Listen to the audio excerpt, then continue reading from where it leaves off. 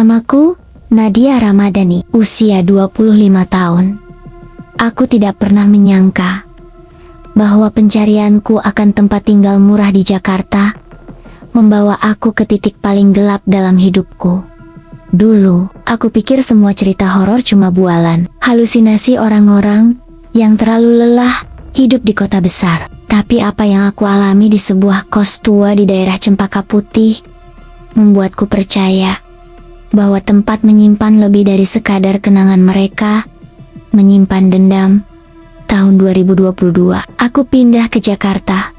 Dengan semangat dan optimisme, aku baru saja diterima di sebuah startup yang menjanjikan. Aku berpikir hidupku akan berubah jadi lebih baik. Aku tidak punya banyak uang, jadi aku mencari tempat tinggal yang murah. Tak peduli seberapa tua bangunannya. Lalu aku menemukan kos itu, bangunan 2 lantai yang tersembunyi di antara ganggang sempit. Tampak usang, sunyi, tapi murah dan dekat dari kantor. Aku tidak peduli dengan cat yang mengelupas atau lorong-lorong gelapnya. Yang penting, aku bisa tidur dan mandi. Tapi kemudian, malam-malamku berubah. Aku mulai melihat dan mendengar hal-hal yang tak bisa dijelaskan. Mimpi yang terlalu nyata, bau hangus yang datang tanpa sumber, suara tangisan perempuan dari langit-langit. Dan perlahan, aku mulai menyadari bahwa aku tidak tinggal sendirian. Ada sesuatu di sana, sesuatu yang tidak pernah pergi sejak tahun 1998. Mereka tidak bisa bicara, tapi mereka marah. Aku menuliskan semua ini bukan untuk membuatmu takut, tapi agar kamu tahu bahwa tempat itu ada. Dan mungkin, kalau kamu melewati gang sempit di Cempaka Putih, kamu akan melihat bangunan tua dengan pintu besi berkarat dan jendela yang selalu tertutup. Jangan masuk, jangan menoleh. Karena kalau mereka tahu kamu melihat, mereka akan mengikutimu pulang. Jakarta menyambutku dengan panas, bising, dan padat. Aku tiba di stasiun Pasar Senen pagi itu, membawa koper biru besar dan ransel lusuh yang sudah menemaniku sejak kuliah. Aku berdiri beberapa saat di peron, menatap hiruk-pikuk orang-orang yang seperti tidak pernah tidur. Aku menghela napas panjang, mencoba meyakinkan diri bahwa ini adalah awal baru, awal yang baik. Aku baru saja diterima kerja di sebuah startup desain digital di daerah Salemba. Bukan mimpi tertinggiku, tapi cukup untuk membuka jalan. Aku masih muda, baru 25 tahun, dan pikirku, Jakarta adalah tempat segala kemungkinan. Tapi, seperti banyak anak rantau lainnya, masalah pertama yang harus diselesaikan adalah tempat tinggal.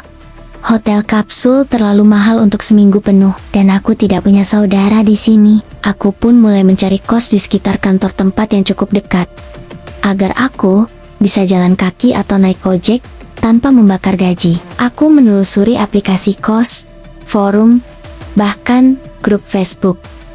Tapi semua tempat yang terlihat nyaman harganya membuatku mundur perlahan. Sampai akhirnya, aku melihat satu postingan, kos putri, dekat saluran utama Cempaka Putih. 650.000 atau bulan, termasuk listrik dan air. Bisa bulanan, aman dan nyaman. Hanya untuk wanita. Hubungi Bu Lilis. 08 sek ada foto bangunan, hanya gambar pintu kamar dengan nomor 205 dan dinding yang agak kusam. Tapi aku tertarik. Harga segitu di Jakarta, termasuk listrik dan air, seperti menemukan harta karun dalam reruntuhan. Aku segera menghubungi nomor itu. Suara di ujung telepon terdengar lemah dan lambat. Seorang perempuan paruh baya memperkenalkan diri sebagai Bu Lilis, menyuruhku datang langsung hari itu juga. Katanya, kamarnya tinggal 1. Kalau cocok, langsung isi. Entah kenapa, saat mendengar suaranya, bulu kuduku meremang. Tapi aku pikir, itu hanya karena aku lelah. Sore harinya, aku naik ojek menuju alamat yang diberikan. Gangnya sempit, cukup untuk motor masuk satu arah. Di kanan kiri berdiri toko onderdil tua, tukang tambal ban, dan 1-2 warung kecil. Lalu aku melihatnya bangunan 2 lantai, dengan cat krem yang memudar, dan gerbang besi tua berkarat. Cedak, ada papan nama kos, hanya ada lonceng kecil di samping pintu. Aku ragu sejenak, rasanya seperti masuk ke masa lalu yang tidak pernah beres. Tapi aku butuh tempat tinggal. Aku butuh atap.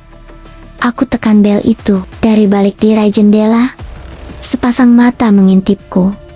Tak lama, pintu dibuka pelan, dan keluarlah seorang wanita dengan rambut disanggul rapat.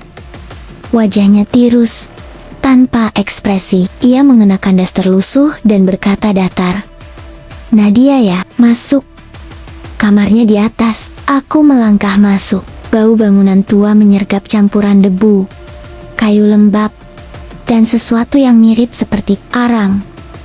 Suasana dalam kos itu sangat senyap. Bahkan kipas angin di ruang tamu berdengung seperti suara orang mendesah. Aku belum tahu saat itu bahwa setiap langkahku di dalam rumah itu adalah langkah mendekat ke dalam sesuatu yang tidak bisa aku pahami. Aku hanya gadis Bandung biasa yang ingin hidup lebih baik di Jakarta. Aku hanya ingin tempat tinggal murah, tapi tidak semua tempat layak ditinggali, dan tidak semua yang tinggal di sana masih hidup. Sudah 3 hari aku menyusuri sudut-sudut Cempaka Putih, siang dan malam. Aku habiskan waktu mengecek satu persatu kos dari aplikasi, brosur, hingga warung-warung yang ditempeli tulisan "Terima kos putri." Tapi tak satu pun yang cocok di kantong. Kebanyakan terlalu mahal, terlalu ramai, atau terlalu sempit untuk tinggal lebih dari sebulan. Sore itu, aku sudah nyaris menyerah. Sinar matahari mulai turun di antara gudung-dang tua dan pohon-pohon yang meranggas. Jakarta seperti menyimpan lelah di tiap bayangan senjanya. Saat aku berhenti sejenak di depan minimarket kecil, aku kembali membuka ponselku, men-scroll grup Facebook tempat aku melihat kos itu. Alamatnya tertera jelas. Aku mengatur peta dan mengikuti petunjuknya. Arah menuju tempat itu membawa aku ke gang sempit, tepat di samping deretan ruko onderdil motor yang tampaknya sudah berdiri sejak tahun 90. Jalan masuknya hanya cukup untuk 1 motor. Udara di dalam gang mulai terasa pengap. Dinding-dinding ruko tinggi di kiri kanan membuat sinar matahari nyaris tak bisa menembus masuk. Langkahku terasa lambat, dan entah mengapa, suara langkah kakiku sendiri terdengar terlalu keras. Aku terus berjalan melewati pagar besi berkarat, dan akhirnya sampai di depan sebuah bangunan 2 lantai yang berbeda. Bangunan itu tidak kelihatan dari luar gang utama, tersembunyi di antara dinding ruko dan rumah tua lainnya. Cat krem pucatnya mengelupas. Sebagian dinding tampak lembab dan berjamur. Jendela-jendela kecilnya tertutup rapat oleh gorden tebal, menciptakan kesan bahwa tempat itu tidak ingin dilihat atau melihat keluar. Tidak ada nama kos, tidak ada tanda bahwa tempat itu disewakan. Bahkan bel pintunya tidak terlihat jelas. Hanya ada lonceng kecil berwarna hitam tergantung di dekat kusen. Sudah berkarat, seperti jarang dipencet. Aku ragu sejenak. Jantungku berdegup sedikit lebih cepat. Ponselku mendadak tidak ada sinyal. Walau aku yakin lokasi ini masih dalam jangkauan. Aku tekan lonceng itu. Kling, kling. Suaranya nyaring, tapi cepat hilang, ditelan keheningan gang. Aku menunggu. 1 menit. 2 menit. Baru ketika aku hampir mundur dan pergi, suara gesekan gembok terdengar dari dalam. Daun pintu kayu terbuka perlahan. Seorang wanita berusia sekitar 50 tahunan muncul dari baliknya. Wajahnya oval, kulitnya pucat, dan rambutnya disanggul rapi. Matanya terlihat kuyu, tapi ada sesuatu yang tajam di dalamnya. Entah kecurigaan, atau mungkin ketakutan. Nadia ya, katanya pelan. Aku mengangguk gugup. Iya bu, saya yang tadi nelpon. Dia hanya mengangguk, tanpa senyum. Masuk, kamarnya di atas. Lantai 2, kamar 205. Aku mengikuti langkahnya, melewati lorong masuk yang sempit. Lantainya terbuat dari ubin putih kusam, dengan bercak kehitaman di beberapa sudut. Bau ruangan langsung terasa menusuk campuran debu lama. Dan sesuatu seperti arang basah. Di dinding tergantung beberapa lukisan bunga, tapi warnanya sudah pudar, seolah ingin membuat tempat ini terasa hidup. Tapi malah menegaskan bahwa tempat ini sudah lama ditinggalkan waktu. Tangga menuju lantai 2 berderit pelan saat kami naiki. Di setiap tikungan, terasa ada hawa dingin menempel di kulit. Sesampainya di depan kamar 205, Bu Lilis menunjuk pintu kayu gelap dengan angka yang menempel setengah copot. Kunci tergantung di lubangnya. Ini kamarnya. Kalau cocok, bayar bulan ini langsung, katanya tanpa menoleh. Aku membuka pintu. Kamarnya cukup luas. Jendelanya menghadap ke dalam gang yang aku lewati tadi. Ada lemari kayu tua, meja belajar kecil, dan kasur tipis di atas dipan kayu. Tapi yang paling mencolok adalah bekas gosong di dinding dekat jendela. Warnanya hitam keabu-abuan, seperti bekas api. Tidak terlalu besar, tapi cukup untuk membuatku bertanya-tanya.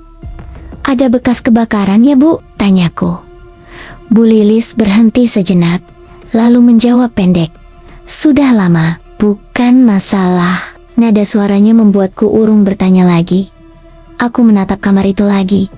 Terlihat tua, bahkan suram, tapi dibandingkan dengan apa yang kutemui sebelumnya, ini cukup. Aku bisa tinggal di sini sementara. Aku bisa hemat dan cari tempat yang lebih baik nanti.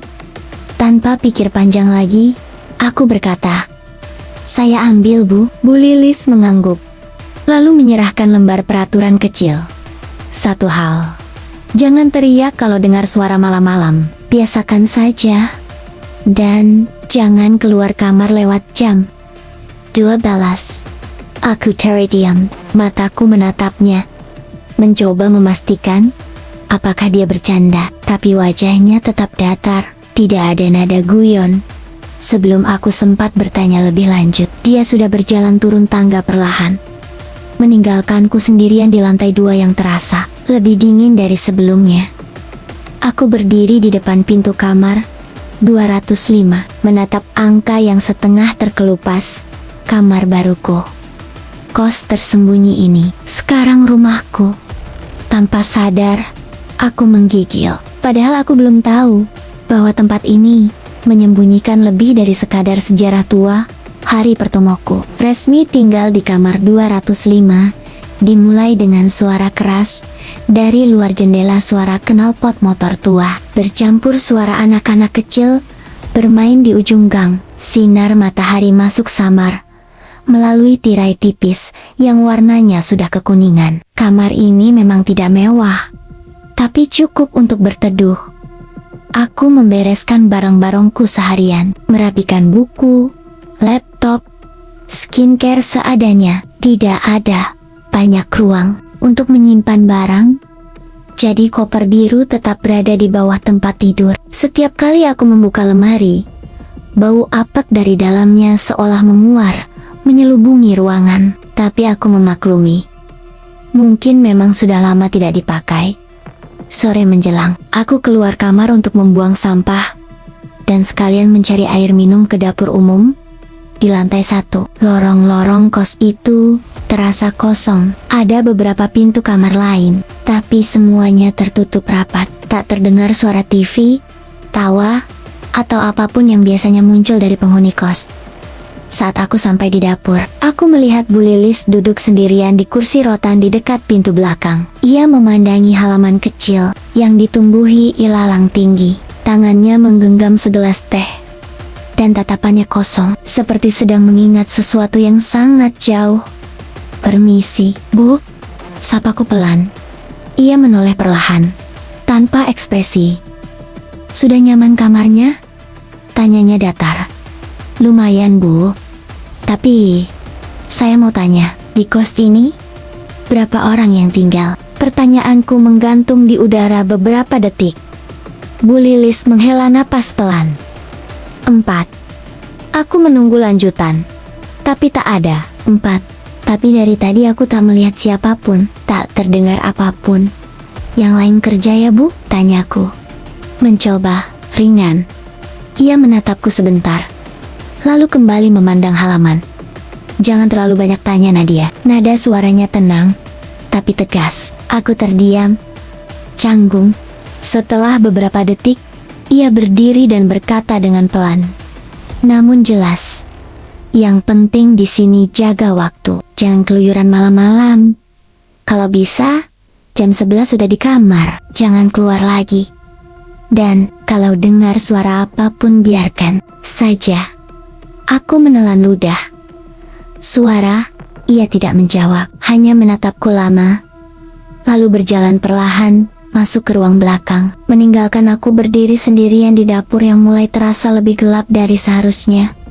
Aku mencoba menenangkan diri. Mungkin ini cuma gaya bicara orang tua. Mungkin ia trauma akan hal-hal di masa lalu. Atau sekadar tipe orang yang tidak suka banyak bicara. Tapi sejak pertemuan itu, aku mulai memperhatikan hal-hal kecil yang terasa ganjil. Misalnya, Bu Lilis tidak pernah menyalakan lampu lorong bahkan setelah matahari terbenam. Tangga dan lorong atas selalu gelap. Aku harus menyalakan flashlight ponsel setiap kali keluar kamar, malam-malam untuk ke kamar mandi. Atau fakta bahwa meskipun katanya ada 3 penghuni lain, aku belum pernah bertemu satupun. Tidak ada suara langkah, tidak ada pintu yang terbuka, hanya lorong-lorong sunyi dengan dinding yang terasa terlalu tebal. Dan yang paling membuatku gelisah adalah kadang di tengah malam, aku seperti mendengar suara langkah pelan dari lantai bawah, langkah berat, tidak tergesa. Seperti seseorang yang tidak memakai alas kaki. Tapi setiap kali aku menempelkan telinga ke pintu, tidak ada apa-apa. Aku mencoba menenangkan diri. Ini kos tua, kayu berdoret, tikus bisa jalan di plafon, dan pikiranku terlalu aktif. Semua wajar, belum tentu ada yang aneh. Tapi dalam hati kecilku, aku tahu bahwa Bu Lilis tahu sesuatu yang tidak ia mau ceritakan. Dan diamnya justru menjeratku lebih dalam ke misteri rumah itu. Kamar itu tak pernah benar-benar terasa kosong, meski aku tahu tidak ada siapa-siapa di dalamnya selain aku.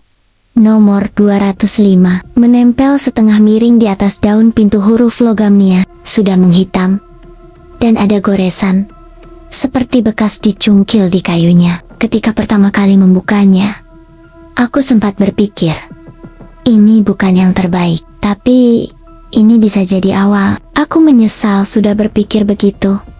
Kamar ini cukup luas, setidaknya untuk ukuran kos dengan harga 650.000. Dindingnya dicat putih kusam, langit-langitnya tinggi, dan ada jendela besar yang menghadap gang tempat aku pertama kali datang. Sayangnya, tirainya terlalu tebal dan berdebu, dan setiap kali aku mencoba membukanya, bau seperti kayu hangus dan debu tua menyergap masuk.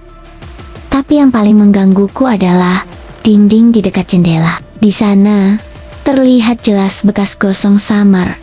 Bentuknya tidak rata, seperti luka bakar yang tidak pernah benar-benar dibersihkan. Ada noda hitam memanjang sampai ke kusen, seolah dulu sesuatu terbakar di dekat sana, entah tirai, meja, atau bahkan sesuatu yang lebih besar. Aku sempat bertanya soal itu pada Bu Lilis saat pertama datang. Dia hanya menjawab pendek, sudah lama, bukan masalah, lalu berbalik, menutup pembicaraan secepat membuka pintu. Aku tidak punya banyak pilihan, uangku pas-pasan, dan tempat ini dekat kantor. Jadi aku menepis rasa tidak enak itu.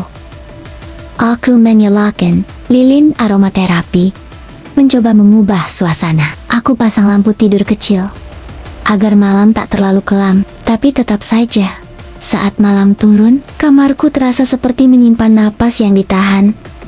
Entah bagaimana, setiap kali aku berbaring di kasur, aku merasa seperti diperhatikan, seolah ada sesuatu di pojok ruangan yang tak pernah benar-benar terlihat, tapi selalu hadir. Kadang aku menoleh tiba-tiba ke arah lemari, berpikir aku melihat bayangan bergerak di pantulannya. Kadang aku merasa ada suara sangat pelan, seperti napas, dari arah jendela.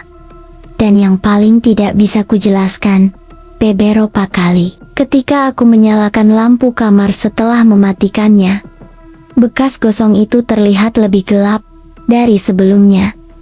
Awalnya, aku pikir itu hanya cahaya, tapi kemudian aku mulai melihat bentuk samar seperti telapak tangan di dinding, dekat sisi yang hangus. Ukurannya kecil, seperti tangan perempuan. Aku mengelapnya, berpikir itu cuma noda atau bayangan, tapi noda itu tetap di sana. Aku tidak berani bertanya lagi pada Bu Lilis. Aku hanya mencatatnya diam-diam, berharap itu tidak berarti apa-apa. Hingga suatu malam, sekitar pukul 2 lewat, aku terbangun karena suara ketukan dari balik dinding, bukan dari pintu, bukan dari jendela, tapi dari dalam dinding itu sendiri. 1, 2, 3 ketukan pelan, lalu hening, lalu suara seperti sesuatu menyeret di lantai, tepat di balik tembok. Padahal, aku tahu, kamar 206 di sebelahku kosong. Aku mematung, tidak berani bergerak, mataku menatap bekas gosong di dinding. Kali ini, aku merasa benar-benar yakin ada sesuatu di balik dinding itu, sesuatu yang pernah terbakar. Tapi tetap aku tinggal. Aku pura-pura tak tahu, karena di Jakarta, bertahan hidup lebih penting daripada kenyamanan, dan di dalam diriku masih ada suara yang berbisik, "Ini cuma kos tua, jangan parno." Nanti juga terbiasa. Tapi malam demi malam, ketukan itu makin sering, dan tiap malam, aku mulai merasa bau hangus itu semakin kuat. Malam pertama aku tidur di kamar 205, aku sempat berpikir bahwa mungkin semua pikiran burukku hanya karena kelelahan. Tapi malam itu juga yang membuatku sadar bahwa kos ini tidak pernah benar-benar tenang. Sekitar pukul 2:15 pagi, aku terbangun tanpa alasan. Tidak ada mimpi buruk, tidak ada suara motor dari luar. Hanya perasaan seperti ada sesuatu yang berubah di udara. Kamarku gelap, hanya diterangi lampu tidur yang menyala. Temeram, kipas angin di pojok berputar lambat, tapi telingaku menangkap sesuatu. Langkah, pelan, berat, terdengar di atas, di loteng. Langkah kaki itu seperti menyusuri sepanjang langit-langit. Kadang cepat, kadang terhenti. Lalu terdengar bunyi krek, krek, krek, seperti lemari diseret, berat, kasar, seperti kaki furnitur tua yang dipaksa berpindah. Awalnya aku kira itu dari kamar atas, tapi tidak ada kamar di atas 205. Lantai 2 adalah lantai tertinggi, yang ada hanyalah ruang loteng yang tak pernah disebat-sebat. Aku menahan napas, menunggu. Suara itu berhenti beberapa detik, lalu terdengar lagi. Kali ini seperti benda besar dijatuhkan. Brak! Aku spontan duduk di ranjang. Jantungku berdebar cepat, tapi aku mencoba menguatkan diri. Mungkin itu tikus, atau kucing liar. Mungkin suara dari luar yang terpantul. Otakku berusaha menemukan alasan logis, seperti semua orang kota besar yang terlalu banyak bekerja. Esok paginya, aku mencoba menyelidiki. Saat turun ke bawah, aku melihat satu penghuni kos perempuan baru keluar dari kamar ke-203. Namanya Sari, mungkin sekitar usia 30-an, dengan wajah capek yang khas pekerja shift malam. "Maaf mbak," kataku sambil menghampiri. "Malam tadi dengar suara dari atas enggak ya? Kayak ada yang seret barang atau jalan di loteng?" Mbak Sari terdiam sejenak, Pandangannya mengarah ke arah tangga loteng yang tertutup pintu kayu kecil di ujung lorong atas. Lalu dia menghela napas dan menjawab pelan. Udah biasa, Mbak. Nggak usah dipikirin. Nggak ada yang tinggal di atas kan? Tanyaku lagi. Ia hanya memandangku. Kali ini, tatapannya kosong. Lalu dia berbalik cepat, masuk ke kamarnya, dan mengunci pintu tanpa menjawab. Aku berdiri bengong, perlahan mulai sadar, bukan aku saja yang mendengar, tapi mereka semua memilih diam. Hari-hari berikutnya, aku sempat mencoba bertanya pada dua penghuni lainnya, yang katanya juga tinggal di lantai 2, tapi hasilnya sama. Semua menghindari topik itu. Ada yang senyum canggung, ada yang pura-pura tidak dengar, yang membuatku semakin heran. Pintu loteng itu selalu terkunci, tak ada tangga untuk mencapainya, dan tidak ada cahaya di sana. Tapi, suara dari atas terus terdengar. Semakin sering, semakin jelas. Kadang seperti anak kecil berlari, kadang seperti orang menyeret karung. Pernah, satu malam, aku mendengar seperti orang menangis pelan dari atas. Sesenggukan panjang yang tidak jelas. Dari mana asalnya? Suara itu menggema samar, seperti tertahan dalam ruang sempit.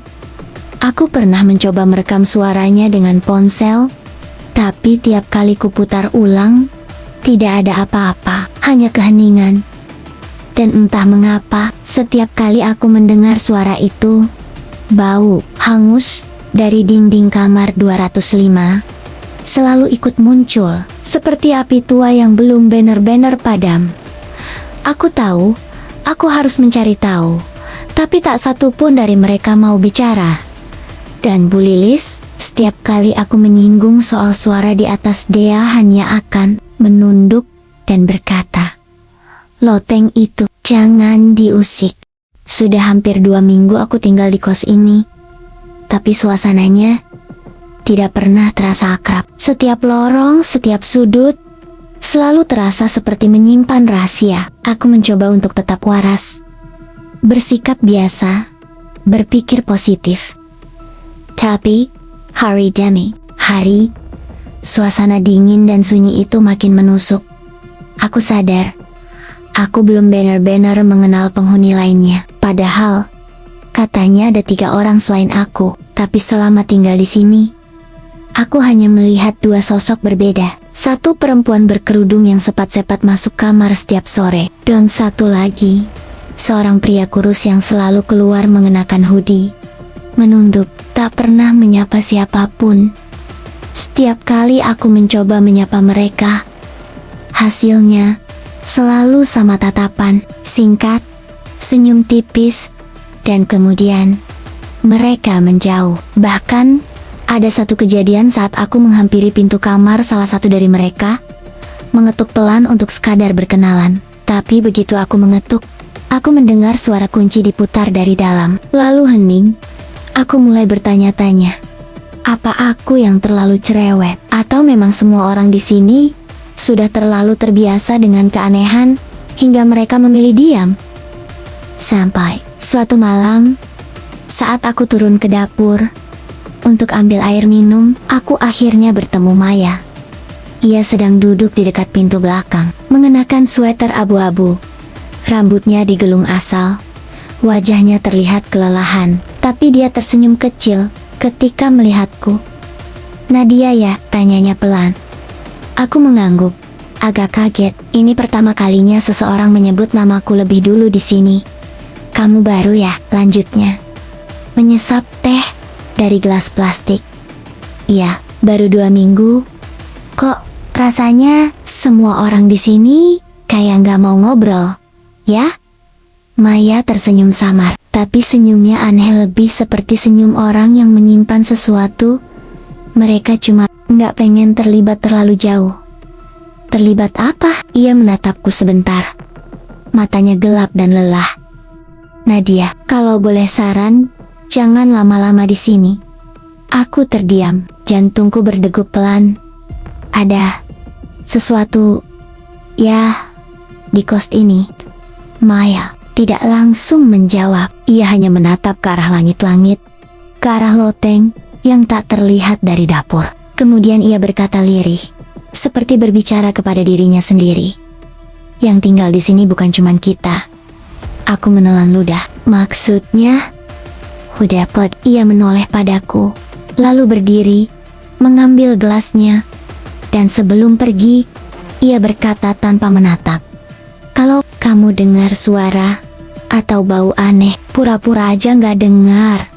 Ya, setelah itu, Maya masuk ke lorong kamar. Aku berdiri sendirian di dapur. Suara detak jam dinding berdentang pelan. Ruangan itu tiba-tiba terasa jauh lebih dingin daripada biasanya. Aku naik ke lantai 2 dengan langkah pelan, mencoba mencerna semua perkataan Maya. Dan untuk pertama kalinya, aku benar-benar merasa tak ada satupun orang di kos ini yang benar-benar hidup. Malam-malam di kamar 205 semakin terasa berat, bukan hanya karena suara dari loteng atau lorong, tapi karena mimpi-mimpi yang datang tanpa ampun, seperti bayangan yang menuntut untuk dikenali. Semua mimpi itu selalu dimulai dengan cara yang sama. Aku berdiri di dalam bangunan yang tidak kukenal, gelap, pengap, dan penuh asap. Aku tidak bisa melihat jelas, tapi bisa mencium bau menyengat, komporen asap, kayu terbakar, dan bau daging. Daging terbakar. Lalu datang suara, bukan satu, banyak. Orang-orang berteriak, menjerit, memanggil nama seseorang yang tak kukenal. Aku tidak bisa bergerak, tubuhku seperti tertahan oleh udara yang berat, tapi aku bisa melihat sekelilingku, mulai dilahap api dinding, lantai, jendela. Api merayap seperti makhluk hidup, memeluk semuanya dengan liar.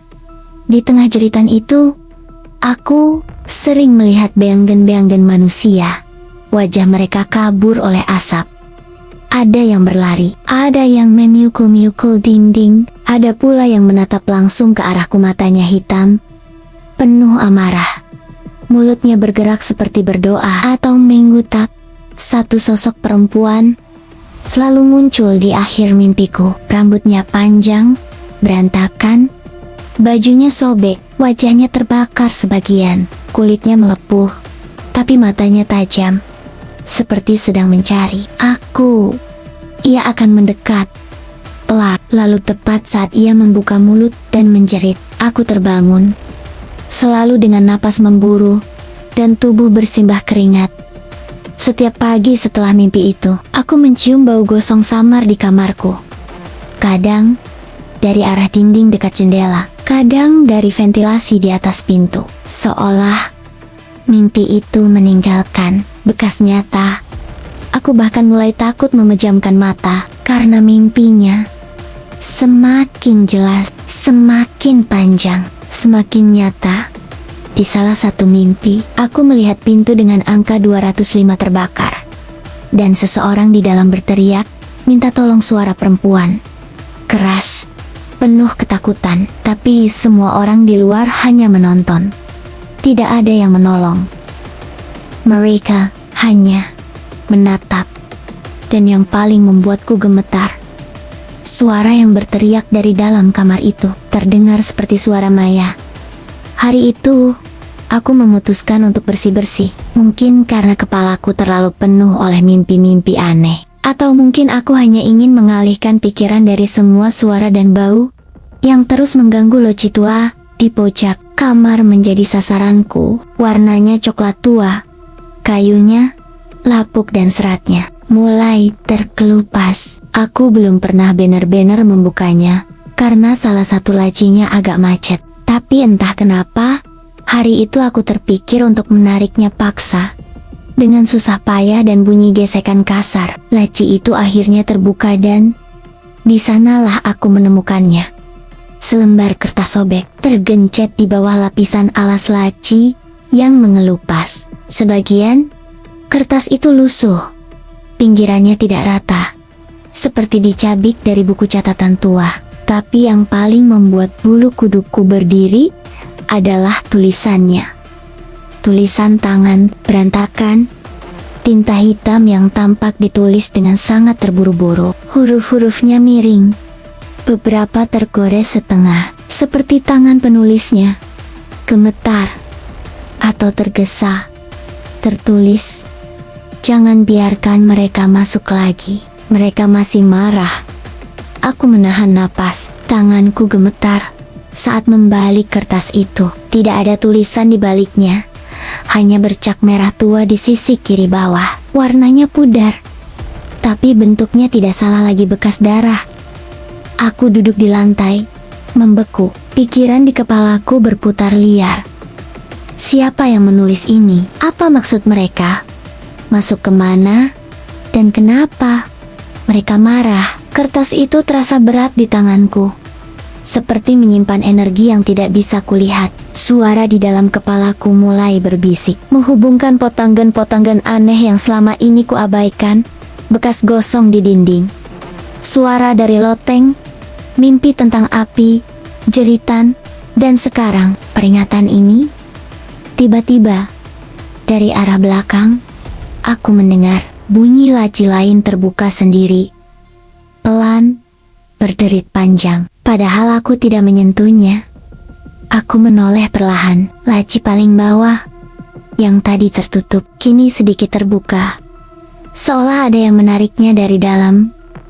Aku berdiri dengan cepat. Jantungku berpacu. Kertas itu masih di tanganku.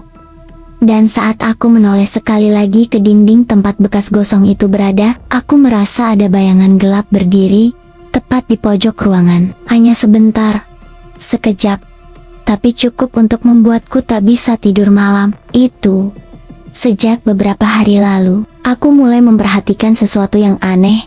Dengan jam dinding di kamar ke-205, jam itu sudah tua, dengan angka-angka yang mulai pudar, dan jarum jeromnya juga sedikit goyah. Tapi yang paling aneh adalah jam itu selalu berhenti di jam 2:12 dini hari. Awalnya kupikir baterainya habis, tapi aku sudah menggantinya beberapa kali.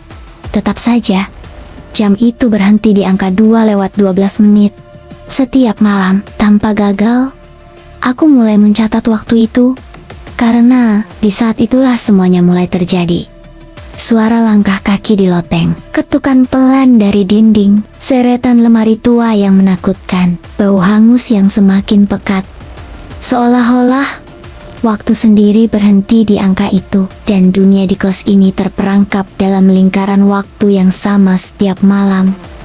Di tengah keheningan, tepat jam 2:12, aku selalu merasakan getaran udara dingin yang menusuk. Seperti ada sesuatu yang melintas di sampingku. Kadang, aku mendengar suara bisikan samar, kata-kata yang tidak bisa kutangkap jelas, tapi penuh amarah dan kesedihan. Aku coba membuka jendela untuk menghirup udara malam, tapi bau asap hangus selalu masuk menyeruak, membuatku ingin segera menutupnya. Lagi, satu malam, aku menyalakan ponsel untuk merekam suara di sekitar kamar. Ketika jarum jam mencapai 02,12, aku mulai merekam. Suara langkah, ketukan, dan tangisan pelan muncul jelas di rekaman itu. Tapi saat kuputar ulang, hanya ada hening. Waktu berhenti. Suara muncul, waktu beku.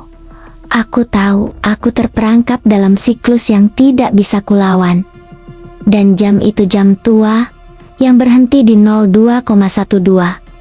Seolah menjadi pengingat bahwa sesuatu yang buruk terjadi di waktu itu. Sesuatu yang tidak bisa kulupakan. Bahkan, saat aku membuka mata malam itu, aku merasa sangat lelah. Sepulang kerja, aku langsung ke kamar, berusaha menenangkan diri.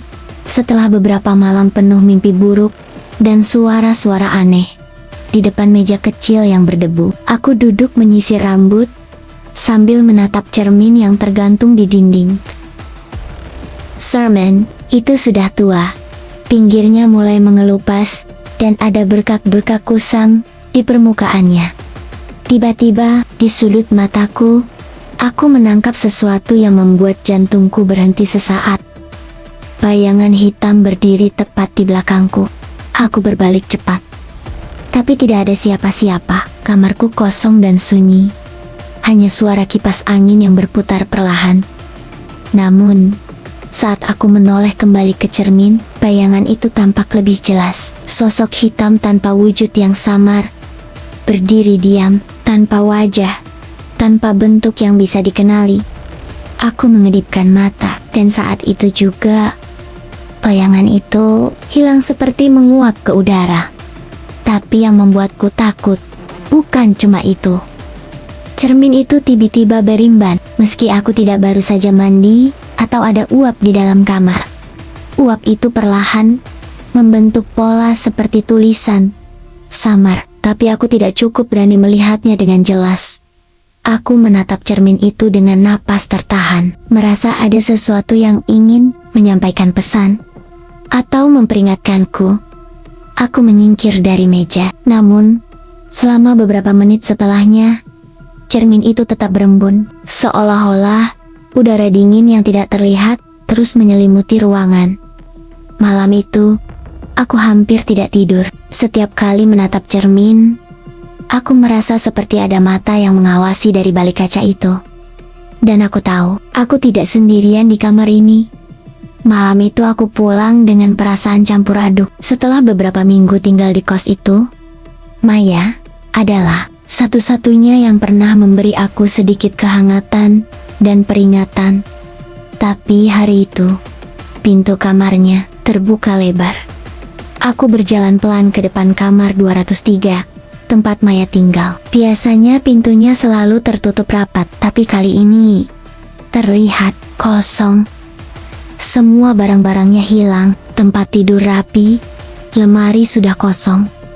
Aku menoleh ke kanan dan ke kiri, berharap melihat Maya, atau setidaknya seseorang yang bisa memberiku jawaban. Tapi lorong tetap sunyi, dingin, dan terasa lebih kosong dari biasanya.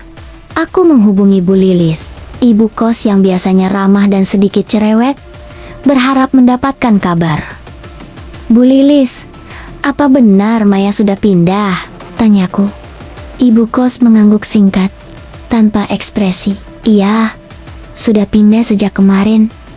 Katanya dapat kerjaan di luar kota." Tapi sesuatu terasa janggal. Ketika aku menoleh lagi ke depan kamar, aku melihat sesuatu yang membuat bulu kudukku merinding. Ponsel Maya masih tergeletak di tangga depan kamar, tepat di sebelah sepasang sendal yang dikenalnya. Ponsel itu masih menyala. Ada beberapa pesan masuk yang belum dibaca. Aku mencoba membukanya tapi terkunci. Sendalnya, yang biasanya ada di dalam kamar, kini entah kenapa diletakkan di luar. Aku merasa seperti ada sesuatu yang tidak benar. Sejak malam itu, aku tidak pernah melihat Maya lagi, dan semua penghuni kos itu seolah menyembunyikan sesuatu yang lebih besar daripada sekadar kos murah di Cempaka Putih. Aku mulai bertanya-tanya, apakah Maya benar-benar pergi, atau ada sesuatu yang lebih menyeramkan yang terjadi malam itu. Tanggal 13 Mei, aku tidak pernah bisa melupakan kengerian yang aku alami. Aku sedang duduk di kamar, mencoba membaca buku untuk mengalihkan pikiranku dari mimpi buruk yang semakin sering datang. Tapi ketenanganku segera pecah oleh suara yang tak pernah kuduga. Dari luar jendela kamarku yang terbuka sedikit, terdengar suara jeritan yang tajam dan penuh rasa sakit. Suara orang berteriak minta tolong, bercampur dengan suara api yang berkobar dan daging yang terbakar. Suara tangisan perempuan menggema, seperti nyanyian duka yang terus berulang tanpa henti. Aku berdiri dan mendekati jendela, mencoba mengintip keluar. Lorong di bawah sana gelap, hanya diterangi oleh remang lampu jalan yang berkelap-kelip.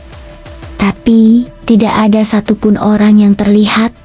Suara itu tetap mengerikan, seperti berasal dari masa lalu yang terlupakan, namun terus menghantui tempat ini. Aku menutup jendela perlahan. Jantungku berdegup kencang. Aku tahu, suara itu bukan dari dunia nyata, tapi aku tidak bisa menahan diri untuk mendengarnya terus. Seperti ada sesuatu yang ingin memberitahuku, sebuah kisah yang terlupakan. Suara-suara itu terus berdengung di kepalaku, sampai aku hampir gila. Aku merasakan dingin yang menusuk tulang. Dan aku tahu, kos ini menyimpan luka yang belum pernah sembuh.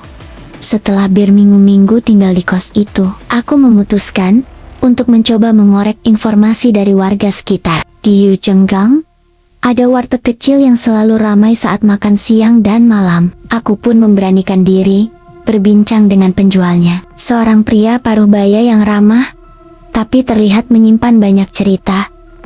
Aku duduk di bangku plastik dekat meja, makan, memesan teh hangat, lalu mulai bertanya, "Pak, saya baru tinggal di kos dekat sini. Bisa cerita sedikit tentang sejarah kos itu?" Pria itu menghela napas panjang. Matanya sedikit berkaca-kaca. "Ah, itu bangunan tua, Mbak. Dulu bukan kos, tapi toko kelontong milik keluarga Tionghoa. Mereka sudah tinggal di sini sejak lama." Aku mengangguk, penasaran.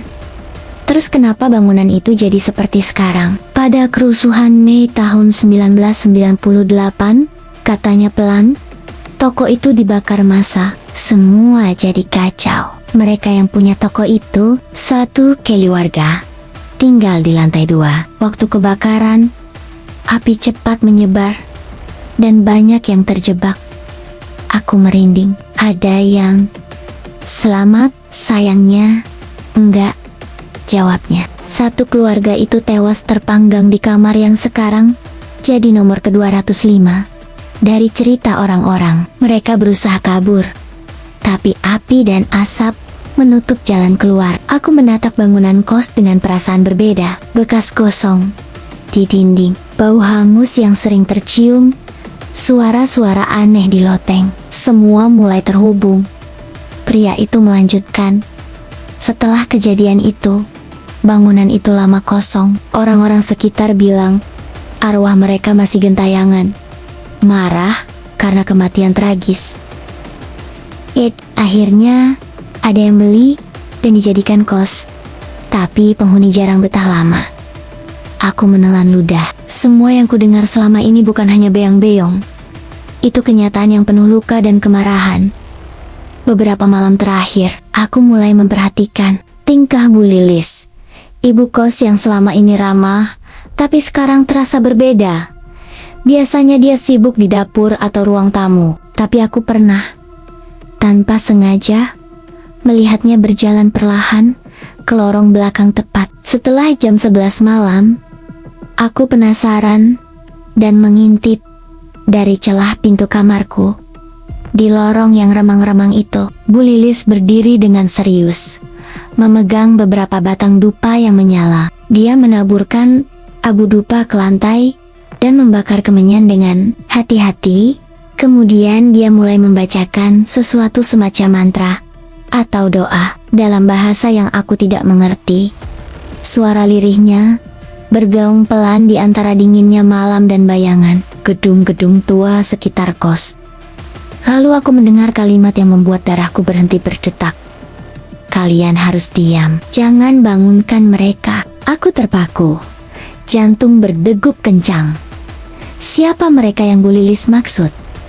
Apakah arwah keluarga yang meninggal itu, ataukah sesuatu yang lebih mengerikan lagi? Setelah selesai, Bu Lilis mengusap wajahnya yang terlihat lelah dan cepat-cepat masuk ke dalam, menutup pintu lorong dengan suara keras. Aku tahu, ada sesuatu yang disembunyikan ibu kos ini, sesuatu yang sangat penting dan mungkin berbahaya. Aku merasa semakin terperangkap dalam misteri yang jauh, lebih dalam daripada yang kukira. Setelah segala kejadian aneh yang aku alami sendirian di kos itu, aku merasa butuh seseorang yang bisa aku percaya dan menemani. Aku pun mengajak Lia, teman dekatku dari Bandung, untuk datang ke sini selama beberapa hari. Awalnya, suasana terasa biasa saja. Kami tertawa, ngobrol, dan mencoba membuat kamar 205 terasa lebih hidup. Namun, saat malam tiba, suasana berubah menjadi begitu berat dan dingin. Tepat di tengah malam, Lia tiba-tiba terdiam saat kami sedang ngobrol di ruang tamu. Matanya melotot, Wajahnya berubah pucat, dan tubuhnya kaku seperti tersetrum. Aku panik, dan mencoba menanyakan apa yang terjadi, tapi dia tak menjawab. Tiba-tiba, suaranya berubah tidak seperti dirinya. Suara itu berat, tajam, dan berbicara dalam bahasa Mandarin yang sama sekali tidak pernah dipelajarinya. Aku tercengang. Lia memang tidak pernah belajar bahasa itu. Aku tidak mengerti apa yang dia ucapkan. Tapi nada suaranya penuh amarah dan kesedihan, membuat bulu kuduku berdiri. Aku mencoba menenangkan dia, tapi Lia itu malah menghardikku untuk pergi dan meninggalkan tempat itu. Suara itu mengatakan sesuatu tentang api, kematian, dan janji yang belum terpenuhi. Setelah beberapa menit, Lia kembali ke dirinya sendiri, lemas dan bingung, tanpa ingatan apapun. Aku merasa semakin yakin bahwa apa yang menghantui kos ini bukan sekadar cerita masa lalu, tapi ada sesuatu yang ingin disampaikan dan belum selesai. Malam itu, aku tidak bisa tidur. Suasana kos terasa begitu berat, seperti ada sesuatu yang menyesakkan di udara. Penasaran dan sedikit takut, aku keluar dari kamar dan berjalan pelan menuju tangga darurat di ujung lorong. Di sana, aku melihat sesuatu yang tak pernah kuduga. Sekelompok penghuni lama berkumpul dalam diam, memegang lilin merah yang menyala redup. Mereka berdiri melingkar. Suara bisikan doa dan mantra bergema pelan di antara dinding-dinding tua kos. Wajah mereka serius dan penuh ketegangan. Aku menggendap-indap mendekat dan melihat mereka mulai menggali sedikit area di balik tembok dekat tangga. Dari dalam, mereka mengeluarkan sebuah kantong kecil yang berisi abu dan serpihan tulang. Dengan hati-hati, mereka menaruh isi kantong itu ke dalam lubang kecil yang baru mereka buat di tembok, lalu menutupnya kembali dengan semen dan batu bata. Setelah ritual selesai, mereka meniup lilin merah dan saling berbisik, "Jangan biarkan mereka bangkit lagi." Aku terpaku. Jantung berdebar keras. Siapa mereka yang ingin mereka tahan? Apa yang sebenarnya tersembunyi di balik tembok tua ini? Setelah semua selesai, mereka berpisah dengan cepat, seolah-olah takut ketahuan. Aku berdiri di sana, sendiri di lorong gelap, merasa semakin terjebak dalam misteri yang tidak bisa kubendung lagi.